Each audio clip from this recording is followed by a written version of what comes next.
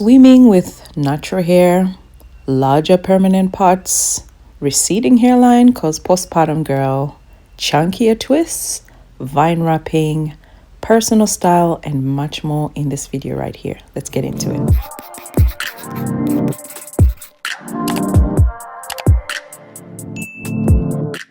Ladies, I am learning how to swim finally. This is something I've always wanted to do for the longest time. Among many reasons why I did not learn how to swim earlier is my hair, like damaging my hair, wetting my hair, what to do, all that stuff. And it's hard to find anyone that's been able to crack the code when it comes to actually keeping your hair dry while swimming. But after a lot of research, I tried this method, or I'm trying this method at least, just see how it goes and see if I can keep my hair dry. So it's pretty much glad drop all around, and then I'm gonna put my swim cup on. It's a large swim cup, and I'll put a link in the description below if you guys are interested in it. That way I don't need to really style my hair in any special way in order for it to fit in the cup. And then what I did is I obviously covered my ears with a glad wrap, and then I go in with a cap and make sure that it's nice and flat, snug all the way, below my ears. And hopefully that keeps my hair dry. Because the truth of the matter is a lot of naturalistas do not swim because it's a lot of work, to get your hair wet. And after putting so much work to grow your hair, nurse it and love it to health, and then to lose all that to chlorine or, just swimming. So this is what I'm trialing out because I'm not going to be stopped. Life is too short. I am ordering a band like this one from Amazon to just reinforce that hairline so the water doesn't seep through. But this one's too tight, so I didn't end up using it this particular time.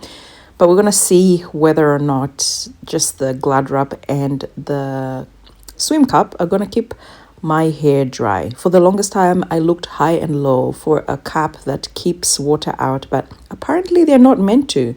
They're just meant to hold your hair in place and just, get you focused on the swimming rather than what's happening on your head. So go figure. A lot of people advise to pre-wet your hair, apply conditioner, and even grease to help repel the water. But I don't know, how much grease am I going to layer on? How much conditioner am I going to put in the hair? I'm in the pool a lot. And who wants wet hair every day, right? So I'm trying to figure out a way to keep my hair dry. That way I don't have to be doing all sorts of steps to, prepare it, if you may. Like, it should not feel like another job just to get into the pool. Put in the product, and then when you're out, you probably need to wash more often. I'm really trying to nail this. And if my hair gets wet around the perimeter, I'm probably gonna be okay with that. As long as the majority of the hair is dry and the ends particularly are dry, I'll be quite happy. But yeah, I'm not trying to add more work to my current situation.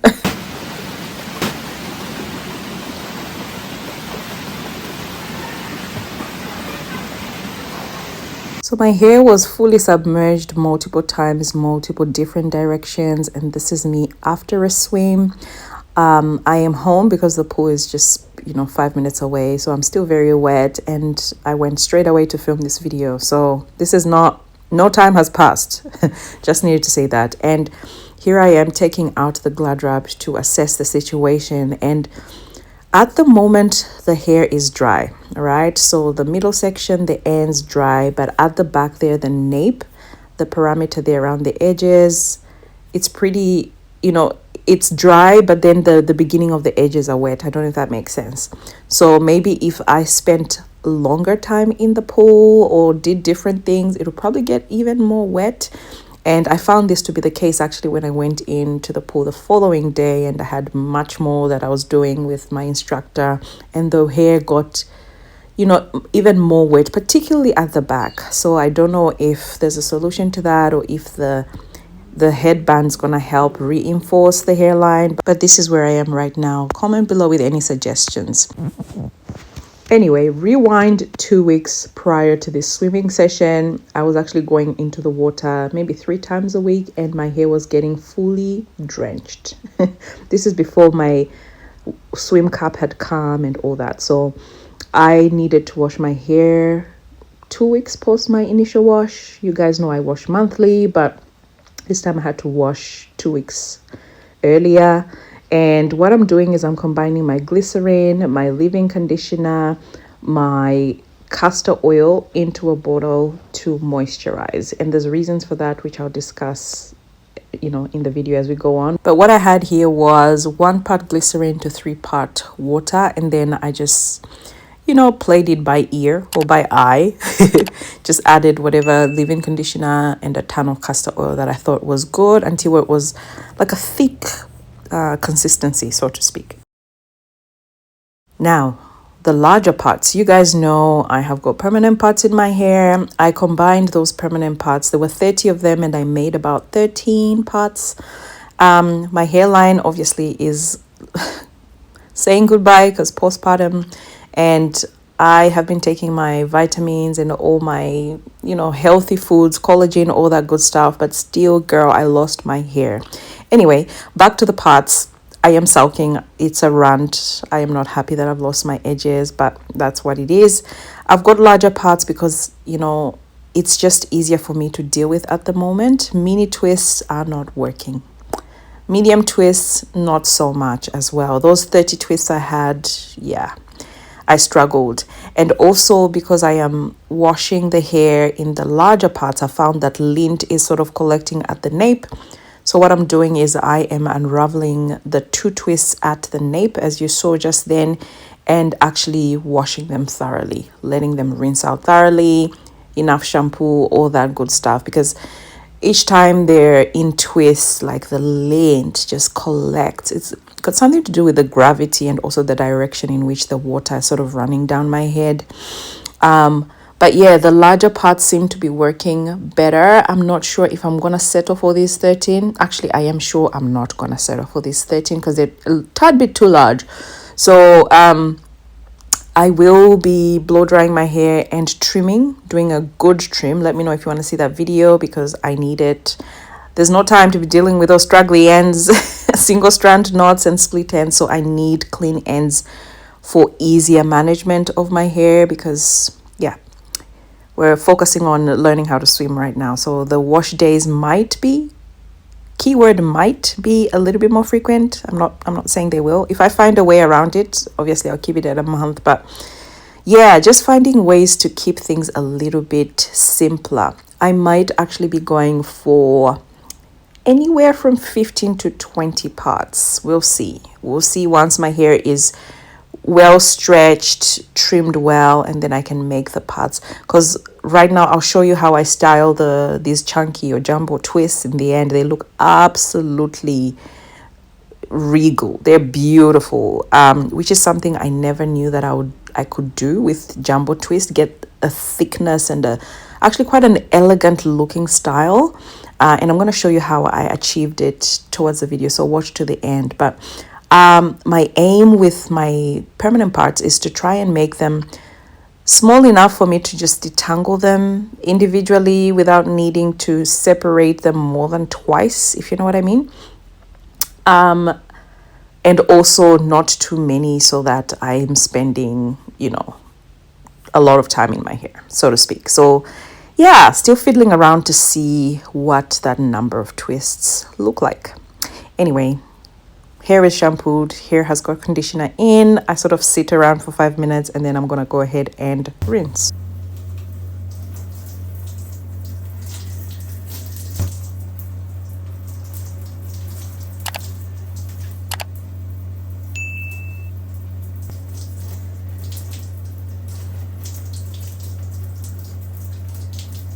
After a good rinse, I went ahead to braid the base of my twists and then twist the rest of the length of the hair. And I've been doing this for a while now, a month at least, maybe 6 weeks. I've been doing this and it kind of keeps my style clean, neat, looking fresh.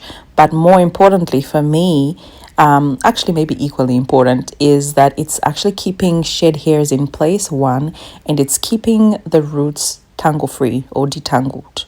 So my detangling sessions are a little bit nicer, easier, smoother, all that good stuff, even if the hair is in a larger section, so to speak. So that's that. I went ahead to dry my hair and apply that mixture, right?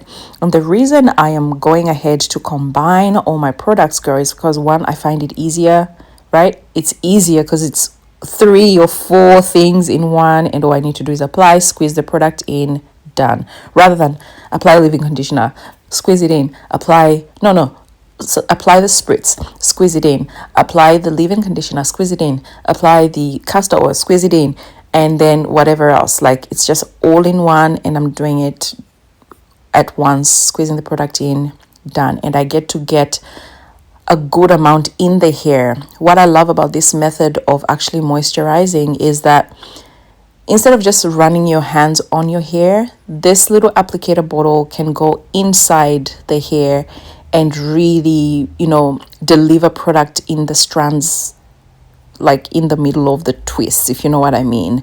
So that way you have really, really good product. Every single strand is nourished with this product, which I absolutely love. And I think I'll be doing this much more moving forward, because I found that sometimes even after moisturizing my hair, while I run my fingers, my hair kind of seems dry inside. So yeah, and I'm just showing you how much I used. That's how much I used, and that's what's left, in case you're interested. But after this, I obviously go ahead and braid my hair. You guys know how we do. I'll braid my hair and then let it dry, and then we're gonna come out and have a look at the styling, the detangling, the styling, etc. Obviously, I'm sure you've seen I did not detangle my hair during this washing session.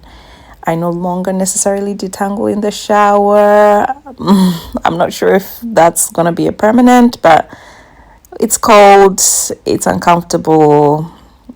Yeah, I'm a mama. I need to be able to attend to what I need to attend to at the drop of a hat. So there's no time for me to be just hanging out in the shower for a long time. So yeah, this is what I'm dealing with for now. I'm going to let the hair dry for 2 days and come back to you.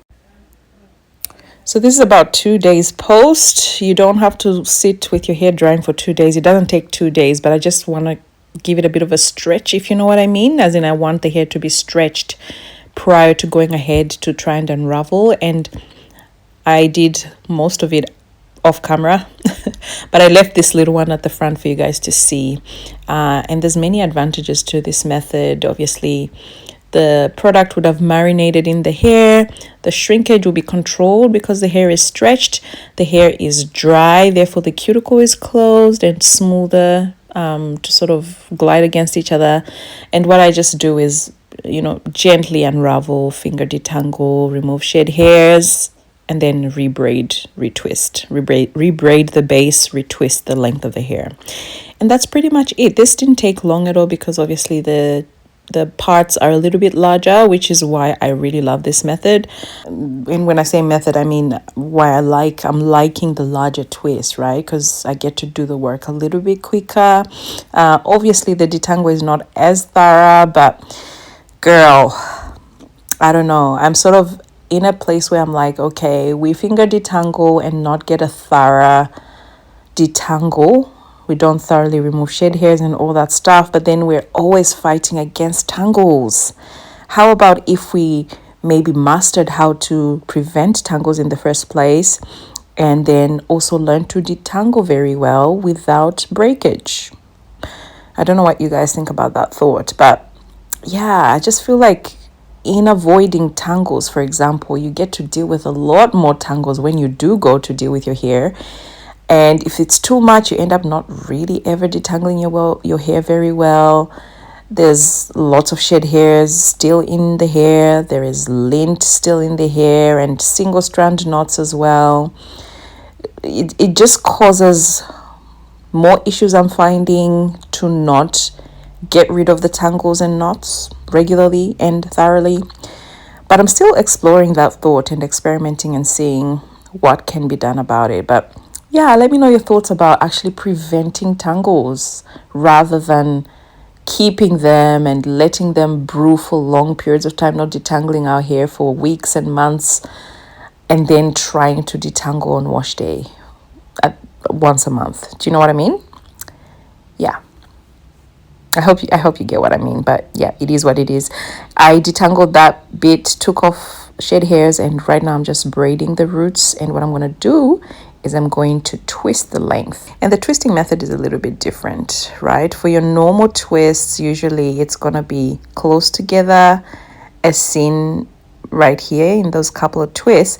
But then for the length of the twist, because we want it to be jumbo, you want to just, or not you want to, I sort of twist it far apart, as you can see, far apart, and then you see that the end effect is a more, a fuller, chunkier, thicker looking twist. Obviously that's not the thickest part of my hair. I'm going to show you again, just so you can see. But yeah, that's how I have been able to get these juicy, chunky, thick looking, voluptuous, and just amazing. I absolutely love how these jumbo twists look. The downside to the chunky or the jumbo twists is that they're not good at keeping the hair stretched. One, they're not good at keeping shed hairs and tangles intact. Two, and the style sort of, because maybe there's glycerin and a lot of moisture, the style doesn't really last as long unless you're sleeping with like a bonnet or a scarf actually to bed to lay down that frizz. But yeah, like I said, it's experimental stage. I'm sort of just playing around with it. And what I've been doing for the ends is just vine wrapping. So twist it all the way and then wrap it around itself, just to keep those ends stretched and also protected, particularly on the days when I am not wearing the hair in a bun, right? Because if the hair is just loose, and rubbing onto things, yeah, we might just end up causing more harm than good and damaging our hair and enduring breakage and not retaining length. But I'm trying to retain my length still, even though I'm a grown-up girl. So we're trying to do grown-up things and yeah, find ways that actually work with the lifestyle of a mama. Anyway, this is the shading I got from one portion of detangling, or one portion of hair or part, and that's 2 weeks of shedding that I'm just showing you there. By the way, you don't have to wait for your hair to dry over 2 days. You can sort of use heat or I don't know, hooded dry attachment or something to make it dry quicker. I do that sometimes, but if I'm busy, I just let it go and live my life. Anyway, what do y'all think about this look? Am I a princess or what? Wow. Girl, edges smooth, and it's not any crazy art with my edges. I just lay them down for neatness. But those twists and the vine wrapping at the ends give it such an amazing look. It looks so put together. It's elegant. I could literally go to a ball or see the royal queen with this style. No joke.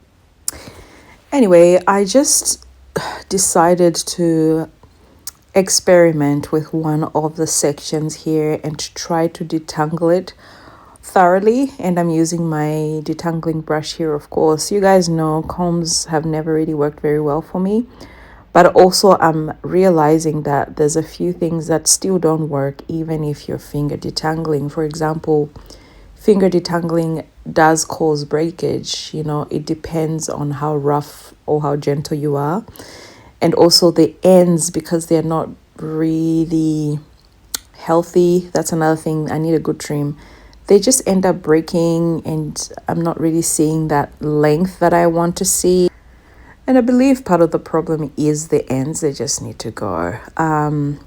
But a major one is the tangles, right? The tangles, because if the hair is not brushed well, it harbors lint, tangles, single strand knots, dirt, grime, the lot. So I'm finding that not detangling well is also working against me somewhat, because I just end up just having so many tangles, so much single strand knots and lint, so much so that when you go to detangle thoroughly, even if you're detangling well, there is just so much lint at the ends there, it causes knots.